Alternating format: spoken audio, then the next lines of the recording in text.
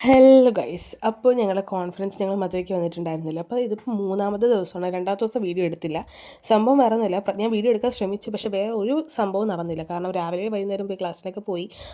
ഞങ്ങൾക്ക് പ്രൈസ് ഉണ്ടായിരുന്നു ഗൈസ്. ഞങ്ങളുടെ കോളേജ് എല്ലാ പ്രൈസും അടിച്ചെടുത്തു ഗൈസ്. ഞാൻ പറഞ്ഞ പ്രസൻറ്റേഷൻ ഉണ്ടായിരുന്നെന്ന്, അതിന് ഓൾമോസ്റ്റ് എല്ലാ പ്രൈസും ഞങ്ങളുടെ കോളേജിനാണ് കിട്ടിയത്. എനിക്കും കിട്ടി ഗൈസ്.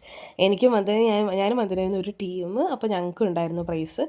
ഓരോ തീം അനുസരിച്ച് പ്രൈസ്. അത് കഴിഞ്ഞിട്ട് ഇതിപ്പോൾ പിറ്റേന്നാണ്. വേറെ ഒന്ന് രാത്രി ഒന്നും നടന്നില്ല. ഞങ്ങൾക്ക് പുറത്തിറങ്ങാൻ പറഞ്ഞുകൊണ്ട് വേറെ നടന്നില്ല.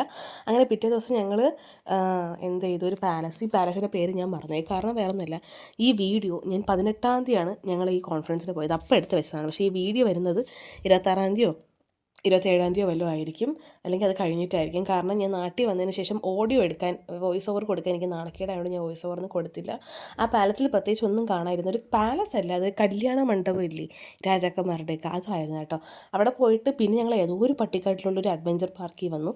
ഒരു കുഗ്രാമത്തിനകത്ത്, അങ്ങനെ പറയണത് നല്ലത്, കുഗ്രാമത്തിനകത്തായിരുന്നത്.